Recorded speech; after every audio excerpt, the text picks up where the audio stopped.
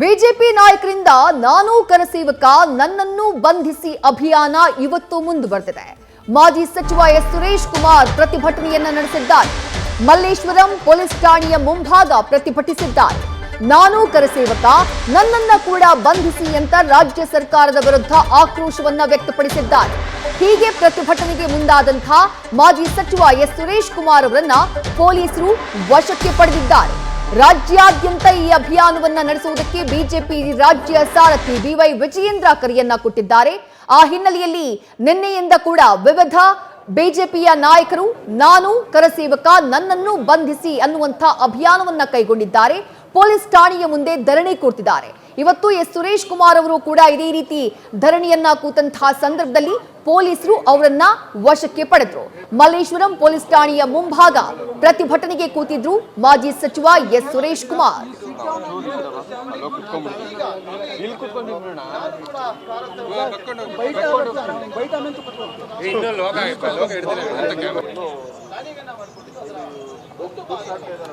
ಒಂದು ಭಾಗವಾಗಿ ಅಯೋಧ್ಯೆ ಶ್ರೀರಾಮ ಸೇವಾ ನನ್ನನ್ನ ಕೂಡ ವಂದನ ಮಾಡಿ ಅಂತ ಹೇಳಿ ನಾನು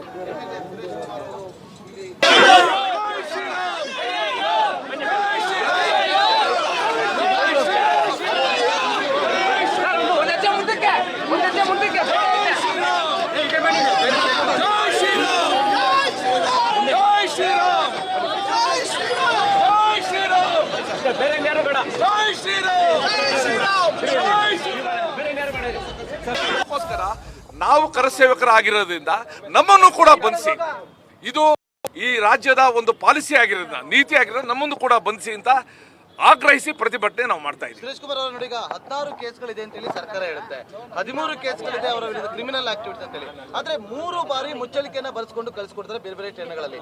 ಆದ್ರೆ ಬೇರೆ ಬೇರೆ ಠಾಣೆಗೆ ತರಲಿ ಮುಚ್ಚಳಿಕೆಯನ್ನ ಬರ್ಸ್ಕೊಂಡು ಕಳಿಸುವಂತವ್ರು ಅಲ್ಲೇ ಇರುವಂತವರನ್ನ ಯಾಕೆ 32 ವರ್ಷಗಳ ಬಳಿಕ ಬಂಧನ ಮಾಡಿದ್ರೆ ಯಕ್ಷ ಪ್ರಶ್ನೆ. ಈಗ ಎದುರಿಸುವ ತಂತ್ರ ಅಂತ ಹೇಳಿ ಕಾಂಗ್ರೆಸ್ ಬಿಜೆಪಿ ಆರೋಪ ಮಾಡ್ತಾರೆ. ಹೌದಾ? ಜನವರಿ 22ನೇ ತಾರೀಕು ನಮ್ಮೆಲ್ಲರ ಕನಸಾಗಿದ್ದ, ನಾವೇನ್ ಮಾಡಿದ್ದ, ನಮ್ದು ಸ್ಲೋಗನ್ ಇತ್ತು ಮಂದಿರ್ ವಹಿ ಬನಾಯೇಂಗೆ ಅಂತ ಇತ್ತು.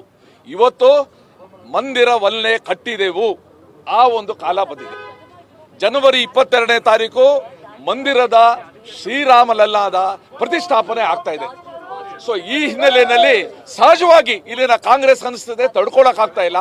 ಇಡೀ ರಾಜ್ಯದಲ್ಲಿ ಆ ರಾಮನ ಭಕ್ತರ ಒಂದು ವಾತಾವರಣ ಏನಿದೆ ಅದನ್ನ ತಡ್ಕೊಳಕ್ ಆಗದೇ ಈ ರೀತಿ ಬಂಧನಕ್ಕೆ ಒಳಗಾಗಿ 30 ವರ್ಷದ ಹಿಂದಿನ ಪ್ರಕರಣನ ಕೆದಕ ಅಗತ್ಯ ಏನಿತ್ತು ಅವರ ಬಂಧನಕ್ಕೆ ಅಗತ್ಯ ಖಂಡಿತ. ರಾಮ ಭಕ್ತನ ಬದಲಿಸುವ ತಂತ್ರಕ್ಕಿಂತ ನಾವು ರಾಮ ಭಕ್ತರಲ್ಲ ಅಂತ ರುಜುವಾತು ಮಾಡುವ ಒಂದು ಯಂತ್ರ ಅವ್ರದ್ದು.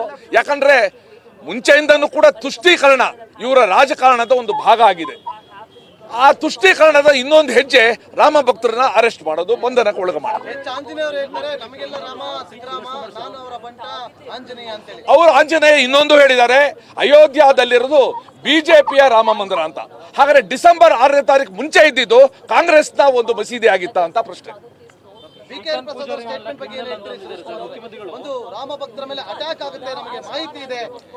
ಇದು ಹರಿಪ್ರಸಾದ್ ಅವರ ಬಹಳ ಕೆಳಮಟ್ಟದ ಮನಸ್ಥಿತಿಯಿಂದ ತೋರಿಸುತ್ತೆ.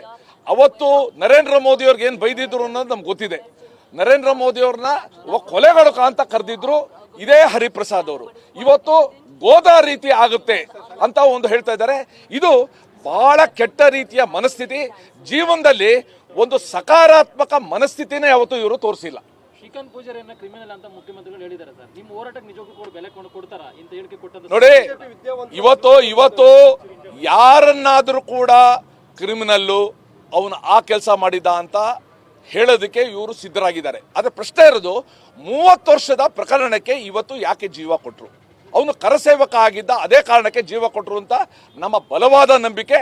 ಅದಕ್ಕೋಸ್ಕರ ಎಲ್ಲಾ ಕರಸೇವಕರು ಇವತ್ತು ನಾವು ಮುಂದೆ ಬಂದೀವಿ, ನಮ್ಮನ್ನು ಕೂಡ ಬಂಧನ ಮಾಡಿ. ಹಿಂದೂ ರಾಷ್ಟ್ರವನ್ನ ಮಾಡ್ಬಿಟ್ರೆ ಮತ್ತಷ್ಟು ಡೀಟೇಲ್ಸ್ ನಮ್ಮ ಪ್ರತಿನಿಧಿ ಮಧುಸೂದನ್ ನೀಡ್ತಾ ಹೋಗ್ತಾರೆ. ಮಧುಸೂದನ್, ಶ್ರೀಕಾಂತ್ ಪೂಜಾರಿಯ ಬಂಧನವನ್ನ ಖಂಡಿಸಿ ಬಿಜೆಪಿ ನಡೆಸ್ತಾ ಇರುವಂತಹ ಅಭಿಯಾನ ಇದು ಎಷ್ಟು ಪರಿಣಾಮಕಾರಿಯಾಗಿ ಕಾರ್ಯರೂಪಕ್ಕೆ ತರ್ತಾ ಇದೆ ಬಿಜೆಪಿ ಈ ಅಭಿಯಾನವನ್ನ? ನಿಜಕ್ಕೂ ವಿದ್ಯಾಶ್ರೀ, ರಾಜ್ಯದೆಲ್ಲೆಡೆ ಕೂಡ ಶ್ರೀಕಾಂತ್ ಪೂಜಾರಿ ಬಂಧನದ ವಿಚಾರಕ್ಕೆ ಸಂಬಂಧಪಟ್ಟಂತೆ ಈಗಾಗಲೇ ಬಿಜೆಪಿಯ ನಾಯಕರು ವ್ಯಾಪಕವಾದಂತಹ ಒಂದಷ್ಟು ಆಕ್ರೋಶವನ್ನ ಹೊರಹಾಕ್ತಾ ಇದ್ದಾರೆ. ಜೊತೆಗೆ ರಾಜ್ಯ ಸರ್ಕಾರದ ನಡೆಯನ್ನ ಕೂಡ ಖಂಡಿಸ್ತಾ ಇದ್ದಾರೆ.